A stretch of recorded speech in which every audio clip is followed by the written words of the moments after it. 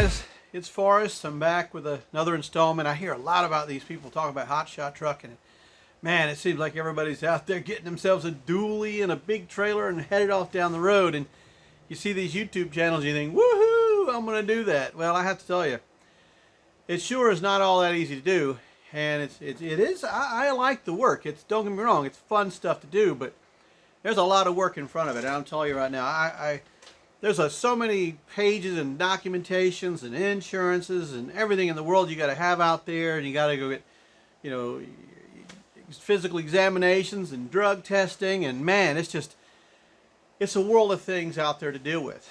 One of those things I decided to talk about today was a little bit, and that's factoring, right? I mean, everybody out there, you're trying to figure out how you're going to get paid, and you go and you pick up a load and wherever, and you drop it to whoever, and then you worry about how you're going to get paid. So there's a couple of ways to do that. Either you can do your own invoicing and waiting for payment, especially if you're dealing with freight. Now, if you're dealing with cars, whole different ballgame. Cars are mostly COD. They're mostly, you pick it up here, you take it there, the guy there gives you a check when you roll in the door, or cash, or whatever it might be.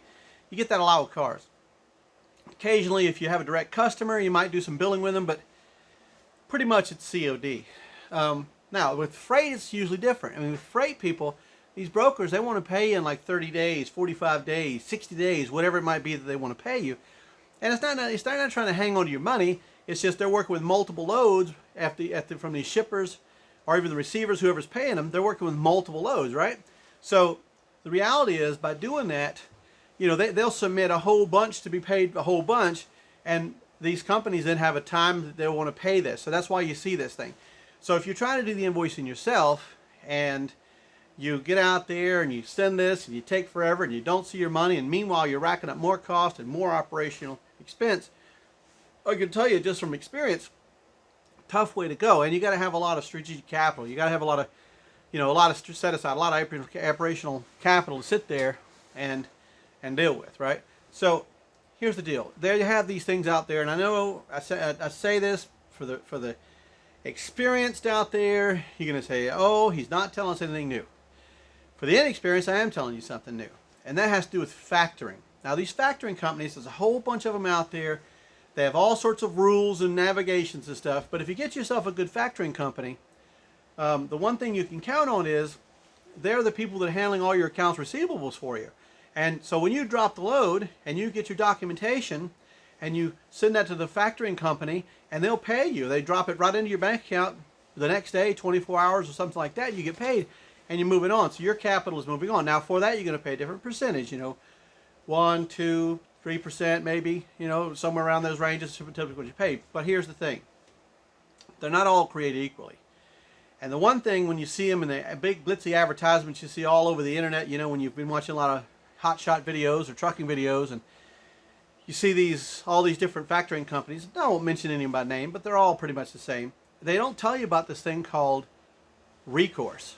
That's right. And that's the part where if something goes wrong and they don't get paid by the broker, guess what? You got to pay them back. They gave you a couple $1,000 or $1,500 or $1,200, what it is for a load. They're going to want it back from you. Now, typically, they're going to want it back from you in about 90 days. They're going to try everything to get it from that broker. They don't really want to come to you and say, hey, put the hand out, please give us our money back. They're not going to say that right off the bat. They're going to try everything. They're going to call that guy at home, the broker, and everything. And now the brokers, they have bonding and things, and if they go out of business, there's a bonding, and the company you can go after that bonding and get your money back and stuff. That's why all these things are there. But nevertheless, there is a process there. And in most cases, if that process takes over 90 days, that factoring company is going to come along and put their hand out, and they're going to want that money back. So there are companies out there that have non-recourse, and the non-recourses charge more percentage, obviously, because they have to put some money away, so when something goes bad and they can't get their money back from the carrier, that they have their own money. So here's the thing.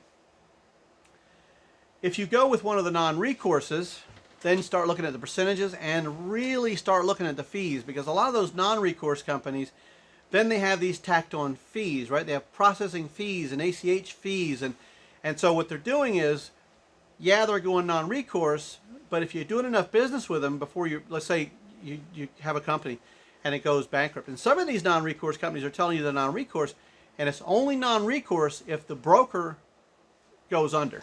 If the broker files bankruptcy and goes out of business, that's the only time it's really non-recourse. If the broker just says, I'm not paying, there is recourse in most of these cases too. And you got to read the fine print to see all this kind of stuff. And listen, those contracts are really long, like any other lawyer. They're designed and built by lawyers to protect the factoring company, not to protect you, but the factoring company. And therein is the problem, right? So this is all designed around the factoring company, and you get that. They're a business. So when you read the fine print also, here's a little gem that you might find inside there when you look at it.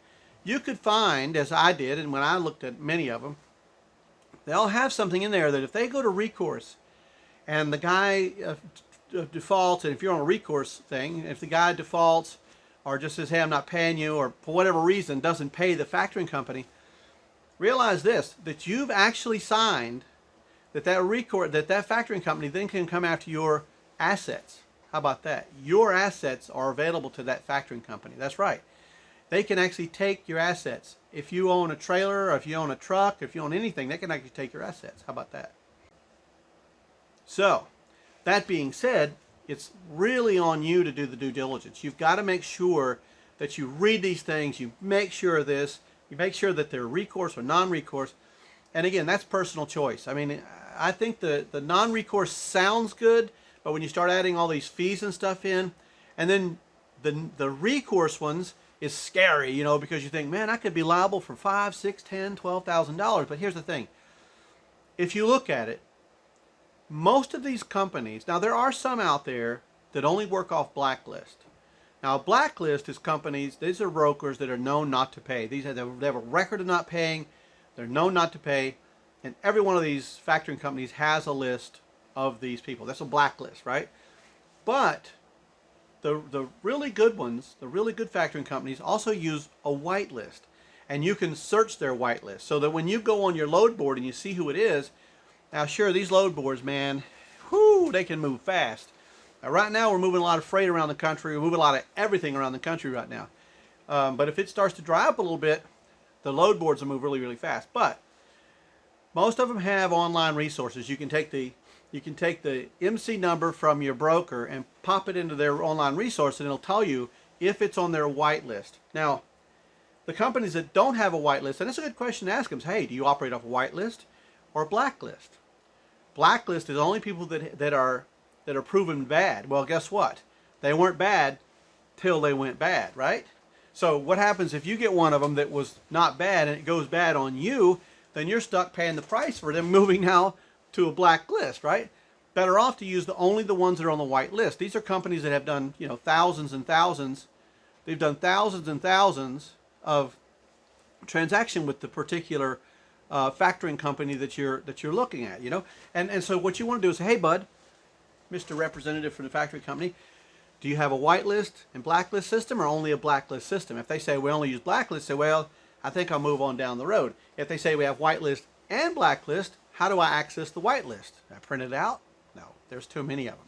So what they're going to do is say, okay, we have this portal. You take this, you plug it in there, and within, you know, bip, bop, boop, you're getting your information back. You'll know whether this is a person that you can afford to go and carry the load and to get paid by the factoring company and not sweat it. Just put it right out of your mind. Whoop, gone. Don't have to worry about it.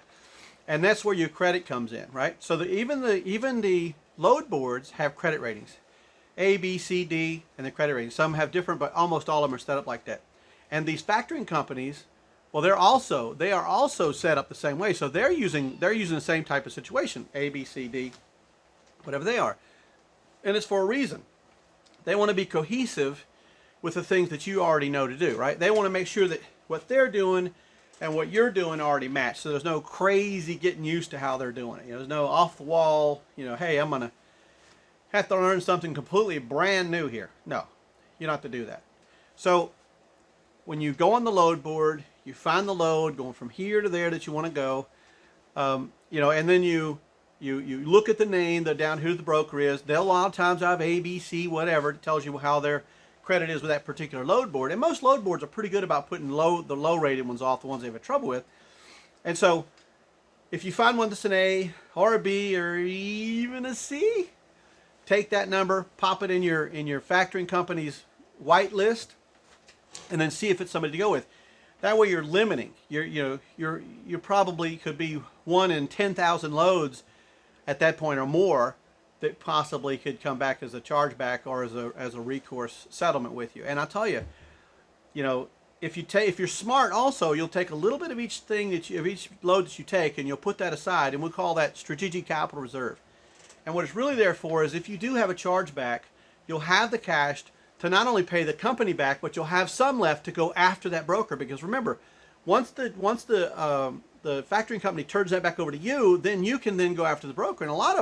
And these factoring companies, most of the time, if they start having any bitty problem, they're going to notify you anyway. And then you can actually call and say, hey, dude, I took the load for you. Why don't you go ahead and I dropped off the merchandise you wanted dropped. I did it that quick for you. I got it there.